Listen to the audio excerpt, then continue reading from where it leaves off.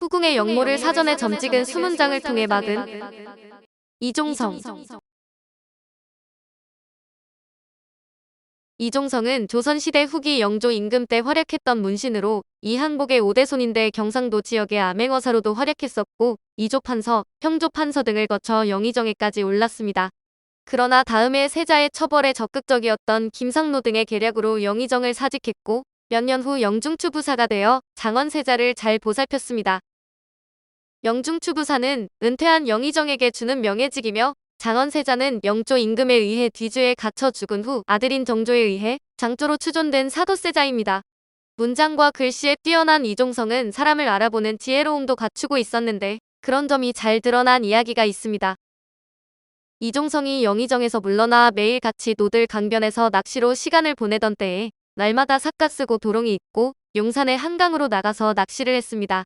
그런데 집으로 돌아올 때면 바구니는 늘 비어 있었는데 어느 날 석양이 질 무렵에 체격이 아주 좋은 한 젊은이가 낚시를 하는 이종성의 곁을 지나가게 되었습니다. 젊은이는 가까이 다가와서 이종성이 낚시하는 모습을 구경하다가 이렇게 중얼거렸습니다.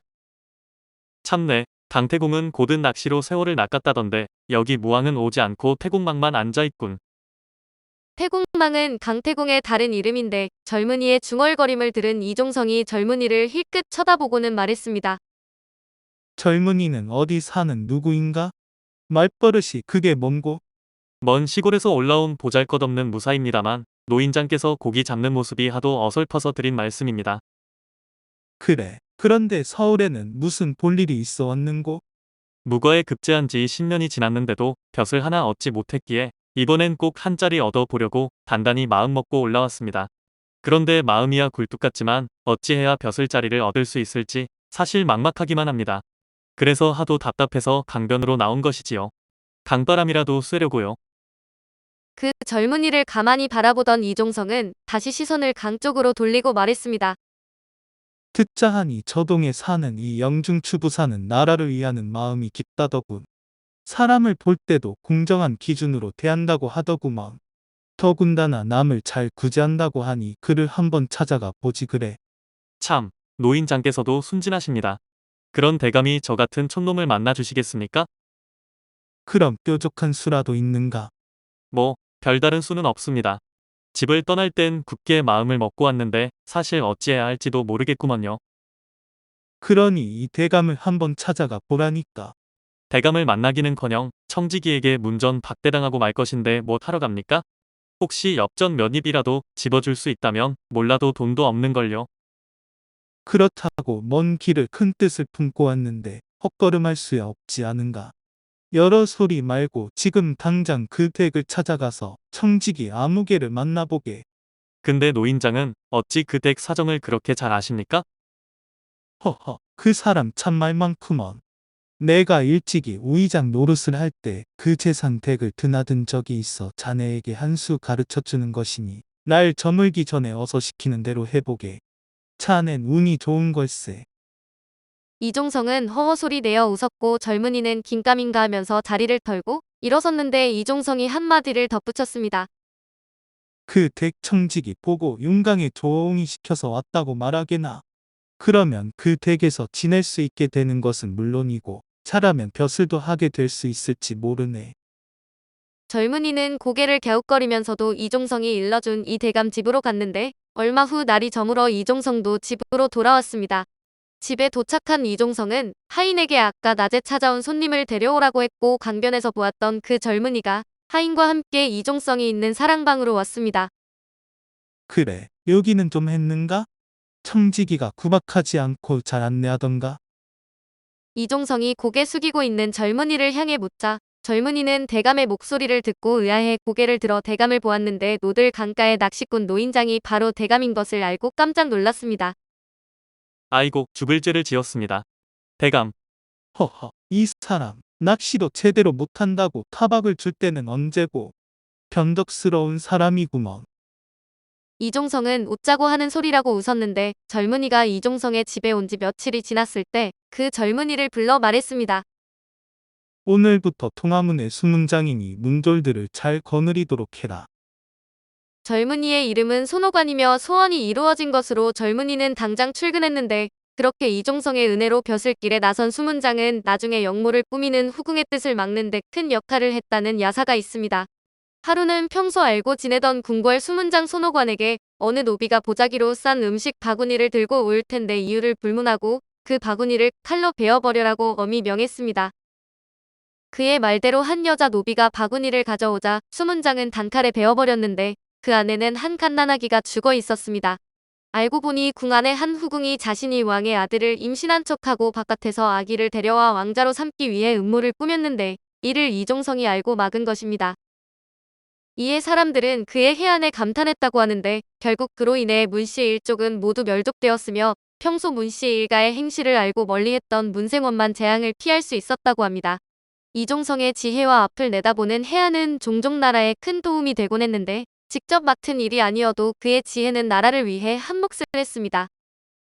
이종성이 활동하던 시기엔 노론과 소론끼리의 당쟁이 그칠 새가 없던 시절이었는데 이종성이 영의정 자리에서 물러나 한가한 시간을 보내고 있을 때의 일입니다. 하루는 다른 날보다 일찍 일어난 이종성이 하인들에게 손님이 올 것이니 마당도 깨끗이 쓸고 준비를 하라고 명령했습니다. 그 말을 들은 아들이 오늘 오기로 한 사람이 누구냐고 묻자 이종성은 약속이 되어 있는 것은 아니지만 꼭 유척기가 찾아올 것이라고 했습니다. 이종성의 말에 아들은 깜짝 놀랐는데 유척기는 이름 높은 대신이지만 이종성의 집안과는 당이 달라 원수지간이나 마찬가지였기 때문이었습니다. 아니, 그분은 우리와는 원수처럼 지내는 사이가 아닙니까? 어찌 찾아오겠습니까? 진정한 신하라면 나라를 위한 마음에는 사사로운 감정을 개입하지 않는 법이니라. 이종성이 대답했지만 여전히 아들은 이해할 수가 없었는데 잠시 후 물럭거라 하는 벽제 소리가 들리더니 정말 유척기가 찾아왔습니다. 유척기는 그때 사신으로 중국으로 가던 길이었는데 당시 청나라 황제는 이런저런 트집을 잡으며 조선을 괴롭히곤 했습니다. 특히 영조 임금이 대보단이라는 것을 만들어 이미 망한 명나라의 태조 등을 제사 지낸다는 사실을 알고 크게 화를 내며 못마땅하게 여겼기 때문에 그것을 변명하기 위해 유척기가 사신으로 가게 된 것이었습니다. 어떻게 말을 해야 청나라 황제의 마음을 누그러뜨릴 수 있을지 큰 걱정이었던 유척기는 머리를 쥐어짜다가 결국 지혜로운 이종성을 찾아온 것입니다. 당은 다르지만 이종성의 현명함을 높이 평가하고 있었기 때문인데 유척기가 찾아올 줄 알았던 이종성은 대청 한가운데 미리 병풍을 쳐두었고 그 병풍 뒤에서 유척기를 맞아들였습니다. 대감은 무슨 일로 이 누추한 곳까지 찾아오셨소? 대감도 아시겠지만 청나라에서 오해하는 일이 생겨서 그것을 풀기 위해 변무사로 연경으로 가는 길입니다. 청 황제는 우리가 아직도 명나라를 섬기는 마음을 버리지 못한다고 따질 텐데 뭐라고 해야 그네들이 수긍을 할지 도무지 생각이 나지 않습니다. 유척기의 말을 들은 이종성은 잠시 틈을 둔 뒤 이렇게 말했습니다. 내가 제사밥을 참 좋아하는데 이웃에 재혼을 한 여인이 있어 제사 때가 되면 정성껏 음복상을 차려와 늘 고맙게 여겼다오.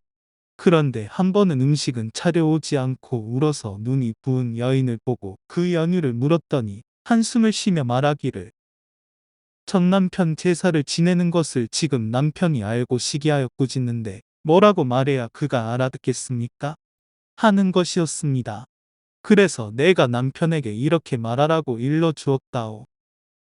당신은 전 남편의 제사를 지내는 저를 못마땅하게 여기는데 다시 한번 생각해 보세요. 만약 당신이 불행해져 먼저 간다면 먹고 살 길이 없는 저는 또다시 개가를 해야 할 텐데 그렇게 되면 당신의 제사는 누가 지냅니까? 또 다시 제가 지낼 텐데 그때의 남편이 당신처럼 당신의 제사를 못 지내게 한다면 당신은 어떻게 되겠어요?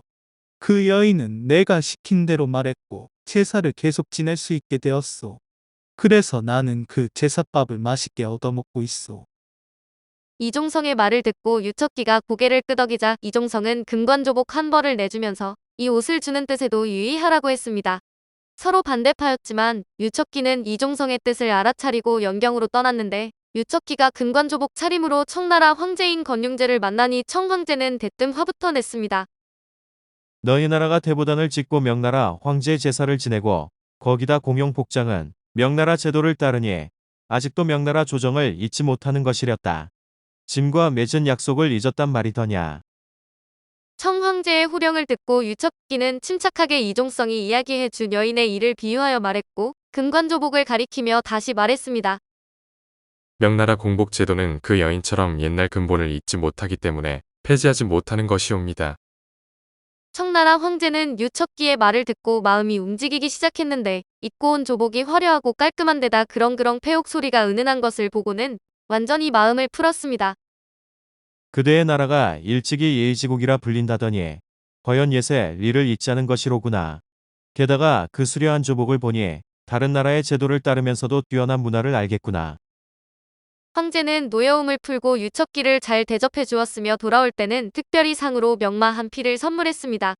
이종성이 사는 마을은 원래부터 중국으로 가는 사신이 드나드는 길목인데 하루는 이종성이 하인을 시켜 동구 밖에다 말뚝을 박아 놓고 오라고 했고 저녁이 되자 그 하인에게 말했습니다.